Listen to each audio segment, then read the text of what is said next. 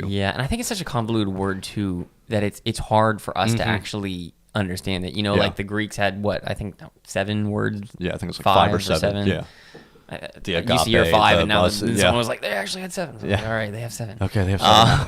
But Thank you. and it's such it is such it's so many facets and forms. It's hard to kind of pin it all on one word. Yeah. But even talking about 1 Corinthians 13, and this idea, it is how driven and how focused on doing and success, American culture and Christianity as a result has become. Yeah. I had this revelation a couple of years ago when I was in ministry school, and I was reading 1 Corinthians 13, and I realized, like, wait a second, he's actually talking about all the things. So you ever you hear people all the time, that say love is a choice, right? Yeah. Love is an action, right? It's not a feeling, which there's truth to that. Yeah. But is it a whole truth? Not completely. No.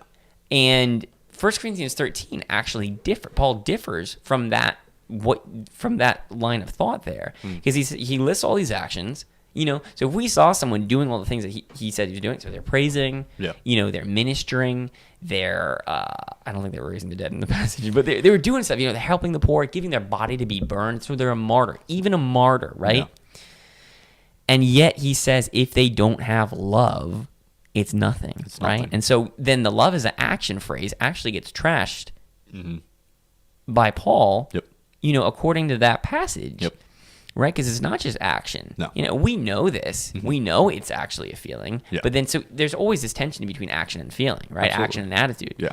And we can obsess over one over the other, and either one without the other is incorrect. Which then relates back to the intimacy thing that you're talking about. Right, and so you need both. It has to have and so both. if the action doesn't come out of that intimacy, it's not. It's it does good. Yeah. But it's not something that is really counting towards anything. According to the Lord. Yeah. And so I think that's why it's so important too. Something I just try to do too, and we were talking about the heart earlier, is just when I'm doing something, even you're talking about the homeless, I love, helping out with the homeless too. I made this friend about a year ago, and we've had a relationship on and off, and there's been so many times that he's asked me, for money. And there's been so many times where I'm like, I just freaking don't want to do it. I want to say to you, too, before you tell this story, that I was so happy that you posted that, because I really think people needed to see that, because it wasn't you being prideful of a look at what I'm doing. Right, and I didn't know. I knew you were worried about that. Honestly, like as soon as I saw that come up on my feed, I'm like, he is going to be so in his head about this and with posting this, and I wanted to comment on it, but I was like, I'll wait till he comes on the podcast to tell him. But I'm so proud of you. Because Thanks, yeah. it's something that people need to hear and understand, because you were literally walking through that whole entire experience with him. You were walking with this guy for over a year. Right. I was there the one night with you when we went out to Prince Street and met him outside and did all this. So, I mean, it was something to me where I'm just like, that is what needs to be told, and not this, I'm going to go to Philadelphia, hand out a bunch of stuff to homeless people, feel good, and then come back to my nice warm house and not care about it again. Yeah, and I think that's the problem. You've heard all the things about short-term missions and everything. Yeah. I think there's. I don't want to completely bash them. I think there's benefits, right? But so anyway, so go back to the story with with my friend. Now I'm trying to remember, but so there were so many times that he asked me, right, for money, and he always had a problem. There's always something, right? There's always a story. And honestly, I'm a trusting guy. I trust people easily, and so I didn't think he was on drugs. The whole time I knew him. Yeah. There was one or two times where I was like, oh, what's he actually doing with the money, right? Like, because again, not out of pride, but I really want to, and I even shared this. I really want to stretch people's thinking when it comes to giving and investing in homeless people. And my friend John, we've had the same conversation, where they're all stereotyped in this one bunch, and instead of viewing it as, I'm going to give this guy a few dollars or whatever, which is great too, do that. Yeah.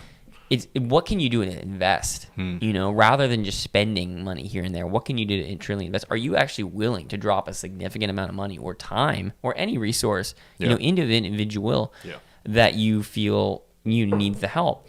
And so there were so many times that John asked me for money, and I was just like, man, I can do it, but I don't want to. Yeah.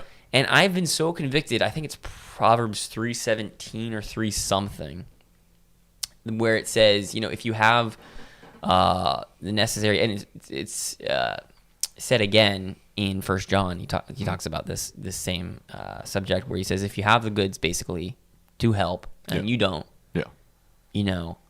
how does the love of God abide in you? What are you doing? If you're seeing help, you have it literally with you. Yeah. The ability to help, but you do not.